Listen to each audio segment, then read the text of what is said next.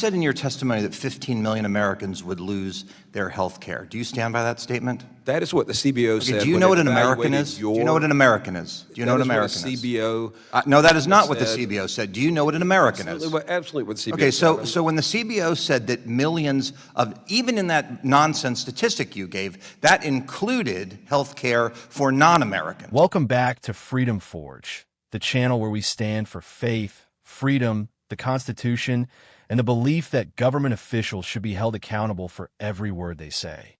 If you enjoy honest political analysis, in-depth coverage of congressional hearings, and discussions about the biggest issues shaping America, make sure you hit the like button, subscribe to the channel, and turn on notifications so you never miss our latest videos.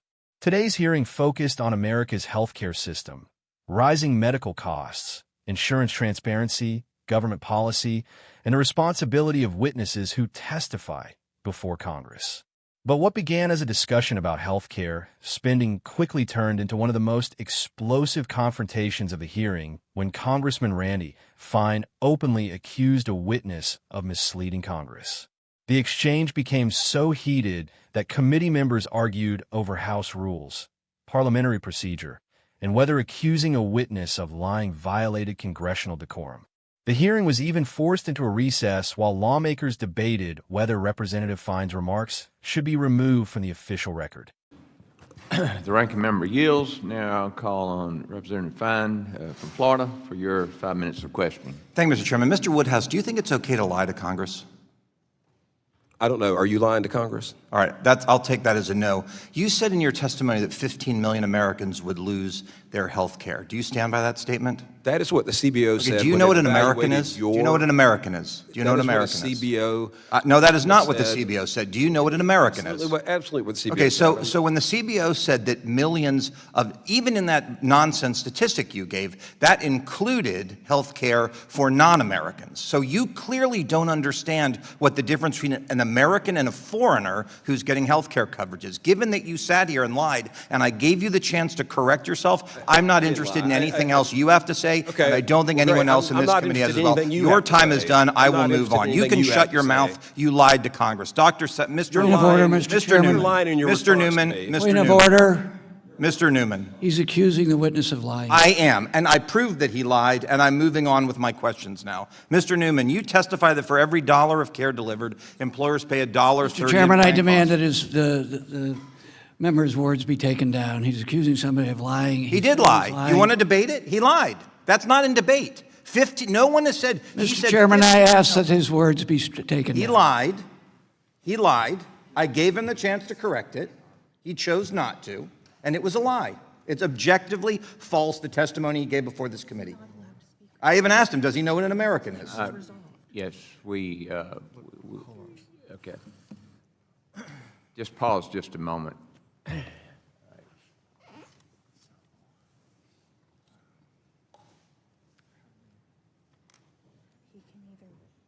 can be read back. He can retract his words. He can apologize. The chair's going to have to rule whether he is allowed to speak for the rest of the time if he refuses to do that.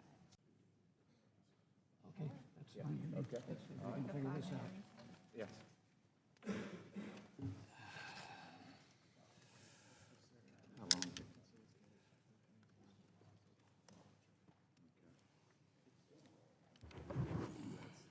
If the witness will just stand by, we are going to recess for a few minutes to work through the legalities of this. Basically, legalities are such that a witness has been charged with misspeaking, and we need to go through that because that is that's a crime. And so, Mr. Chairman, the problem is he's violated decorum, the rules of decorum. He's accused a witness, Mr. Fine has, of committing a crime based on his own opinion, and that's a violation of decorum. That's why I asked for his words to be struck down. okay, so we're going to recess and work this through, and just bear with us until we get this done. Thank you.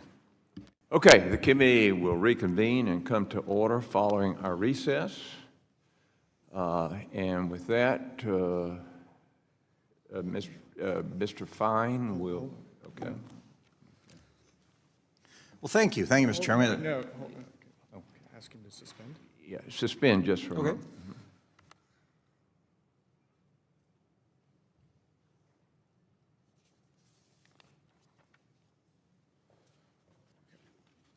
Mr. DeSant, the gentleman from California. Okay, a little bit of business here. The gentleman from California has asked the gentleman take for his words to be taken down. Does the gentleman wish to ask unanimous consent to withdraw or modify the words to which the gentleman objected?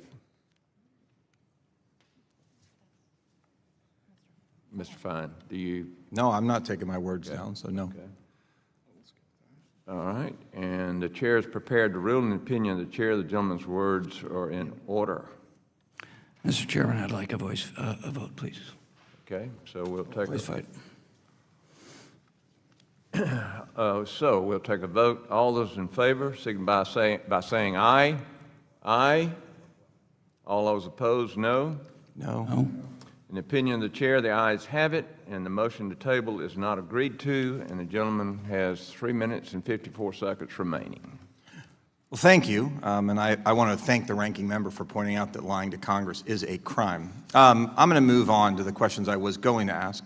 Mr. Newman, you testify that for every dollar of care delivered, employers pay $1.30 in plan costs.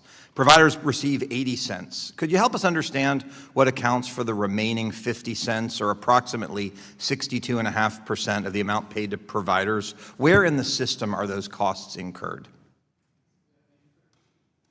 Excuse me. Thank you for the question. The committee has spent an enormous amount of time bringing transparency to PBMs, right? And there's this concept of spread, where it was, a misplaced dollar that went from one place to another. The medical side and the difficulty of it comes because that spread comes from a variety of sources and places. For the provider side, here's the reality. If you look at any public filing from any public hospital system, regardless of plan type source, right? Marketplace, self-insured, Medicare, Medicaid, you name it, there is an average write-off of 75% of patient balances tied to deductibles and other things like that they go uncollected. That is regardless of market type. So right out the bat, if in your market, you're reliant on 30% of your revenue coming from patients, well, guess what? There's 22 points right out the door, right? It has that shift. The second part of that is payers don't pay. On here, you've dealt with countless hearings around insurance companies and the prior authorizations and denials of claims and all those things. That adds another 5 to 10% of seepage, off of this. And then your typical health system, because of the complexity of U.S. healthcare, figuring out how to get paid, who to get paid by, when to get paid, chasing after them, you name it, is spending somewhere between 12 and 15% of their operating budget just trying to figure out how to get paid. I mean, you've run businesses. A 15% cost to get paid is not a functional marketplace. So that all adds up to that 20 to 30% in any place, in any market, in any provider. On the employer side, on fully insured plans, this has been the margin on top of a medical loss ratio, but in the self-insured space, it shows up as admin fees, transaction fees, clawback fees, consultant broker, kind of fees, stop-loss carrier rates that are inflated because of the fact that they have no data or no visibility. That's the problem with this grift is that there isn't one single boogeyman, right? That's why we have to rebuild the system and simplify it. It's not a renovation, because it'd be the renovation from hell. Well, thank you, and thank you for your answer. Look, I think that we've got real problems in the healthcare system. I think the biggest one is that we've detached who pays for the service from what the service costs. And when you can buy something and you don't know how much it actually costs, you tend to buy too much of it. There's a reason the market works. When prices go up, people are willing to supply more of it, but they typically are willing to purchase less of it until you reach that equilibrium. In healthcare, we've broken that. Because if you have a copay of $10 to go to the doctor, if you think you're going to get $11 worth of value going to the doctor, then you're going to go to the doctor. Even if going to that doctor costs $200, you're not thinking about the right way. I think your model helps us do this. But no matter what our issues are as it relates to healthcare, if we're going to solve them, it is essential that we deal in the world of facts, that we deal in the world of reality, and we deal in the world of truth. So thank you all for being here, and hopefully moving forward, we can begin to do that a little bit better. Watching this exchange, one thing immediately stood out to me. Whether you agree with Congressman Fine or not, Americans are starving for something that has become increasingly rare in Washington: direct accountability. For far too long, congressional hearings have become carefully scripted performances. Witnesses arrive with polished talking points. Politicians ask questions they already know the answers to. Everyone stays polite. Everyone avoids confrontation. Then everyone goes home, and nothing changes. This hearing was different. Representative Fine didn't simply ask another prepared question and move on. He challenged the credibility of the witness from the very beginning. His opening question was blunt. Do you think it's okay to lie to Congress? That's not exactly how most congressional hearings begin. The witness had testified that approximately 15 million Americans would lose health care coverage. According to Fine, that statement was inaccurate because the Congressional Budget Office's estimate included non-citizens receiving coverage, not just American citizens.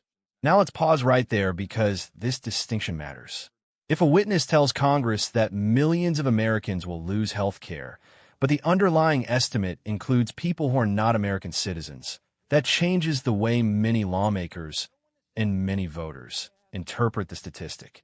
Statistics without context can completely reshape a political debate. And that's exactly why Representative Fine zeroed in on that statement. He repeatedly asked whether the witness understood the difference between Americans and non-Americans. The witness referred back to the Congressional Budget Office estimate. Fine wasn't satisfied. Instead, he declared that the witness had lied to Congress. Immediately, the hearing exploded. Members on the other side objected. One member demanded that Fine's words be taken down under House rules because accusing a witness of committing a crime is considered a serious matter. The committee chairman was forced to stop the hearing. Everything came to a halt. For several minutes, lawmakers argued over parliamentary procedure instead of healthcare policy. That moment says a lot about today's political environment. Notice how quickly the conversation shifted away from whether the testimony was accurate. Instead, the debate became about whether it was appropriate to call someone a liar. This happens constantly in Washington. The process often becomes more important than the substance. The language becomes more important than the facts. Now, fairness requires us to acknowledge something. There is an important distinction between making an incorrect statement and intentionally lying. A lie generally means someone knowingly made a false statement.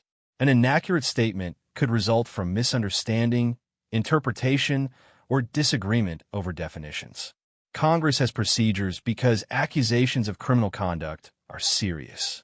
Those procedures exist for good reason. At the same time, members of Congress also have a responsibility to challenge testimony they believe is misleading. That's part of oversight. The American people expect lawmakers to scrutinize witnesses, not simply accept every statistic at face value. What I think many Americans appreciated about this exchange is that Representative Fine refused to let a statistic pass without questioning it. Whether you ultimately agree with his conclusion or not, the broader principle is important.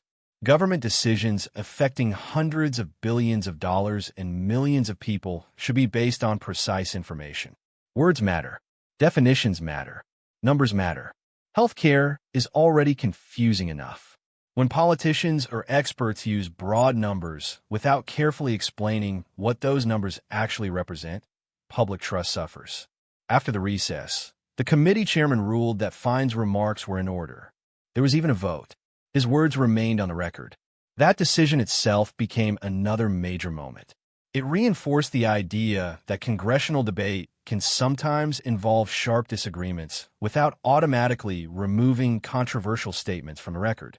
Representative Fine then made an interesting remark.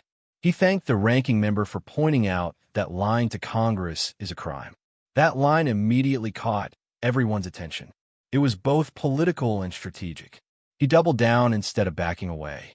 But once the procedural battle ended, something else happened that deserves equal attention. The hearing finally returned to healthcare policy. And honestly, this may have been the most valuable part of the discussion.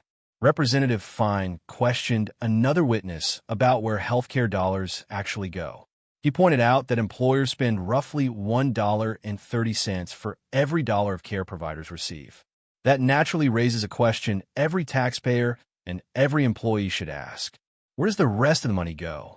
The answer painted a picture of a healthcare system filled with complexity. The witness described unpaid patient balances, insurance denials, administrative expenses, billing departments, prior authorizations, consultant fees, broker fees, stop-loss insurance, transaction costs, layer after layer after layer of bureaucracy. Think about that for a moment. Imagine running any ordinary business where 15% of your operating budget was spent simply figuring out how to get paid.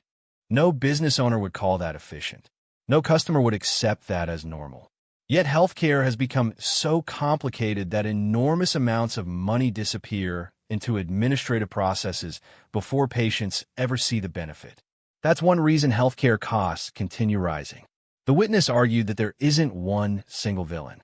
Instead, he described a system where inefficiencies exist almost everywhere.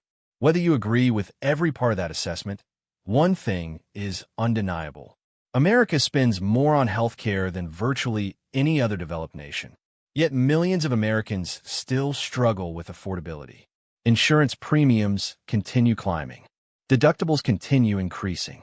Employers continue paying more. Workers continue paying more. Taxpayers continue paying more. Clearly something isn't working. Representative Fine then offered what I believe was one of the most important economic observations of the hearing. He argued that healthcare has become disconnected from market forces. His point was straightforward. If your doctor visit costs only a $10 copay, you're making decisions based on that $10, not the actual $200 price of the visit. When consumers aren't exposed to the true cost of services, traditional market incentives become distorted. Now, not everyone will agree with that philosophy. Many people believe healthcare should operate differently from other markets because illness isn't always predictable. That's a legitimate debate.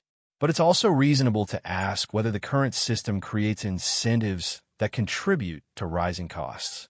These are conversations Congress should be having, not political slogans, not campaign speeches, real discussions about why healthcare has become so expensive. As conservatives, we generally believe transparency produces better outcomes. Markets function better when buyers understand prices. Competition works better when consumers have information. Government works better when witnesses tell the truth. And Congress works better when members are willing to ask difficult questions. That doesn't mean every accusation is automatically correct. It doesn't mean every witness is dishonest. But accountability requires questioning powerful institutions. It requires examining statistics carefully. It requires challenging assumptions that have become politically convenient. Too often, Americans are told to simply trust experts without asking follow-up questions. Representative Fine showed the opposite approach. Ask the question, demand clarification, challenge the statistic, verify the facts.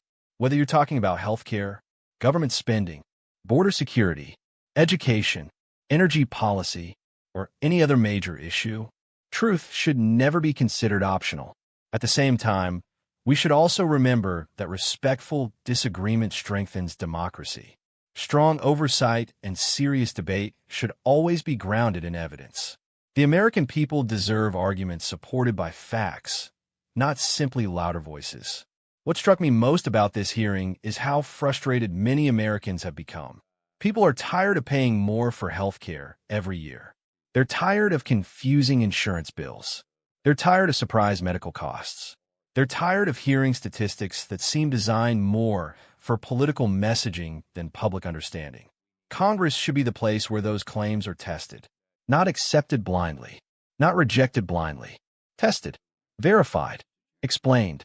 That's how trust is rebuilt.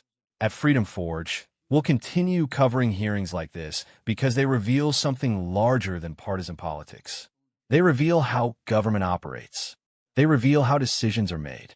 They reveal who is asking tough questions and who is avoiding them. Whether you agreed with Representative Fine's approach or believed he went too far, There's no denying this hearing forced an important conversation about accountability, transparency, and honesty in public testimony. Those principles shouldn't belong to Republicans or Democrats. They should belong to every American. If our leaders expect the public to trust them, then facts must always come before politics. And if Congress expects witnesses to influence national policy, then every statistic presented should withstand intense scrutiny. That's how representative government is supposed to work. Thank you for watching Freedom Forge. If you enjoyed this analysis, don't forget to like this video, subscribe to the channel, and share your thoughts in the comments below. Do you believe Representative Fine was right to confront the witness so aggressively? Or do you think congressional decorum should have taken priority? Let us know your perspective, because respectful debate is exactly how a free nation stays strong. Until next time, stay informed, stay engaged, and never stop defending faith, freedom, and the Constitution.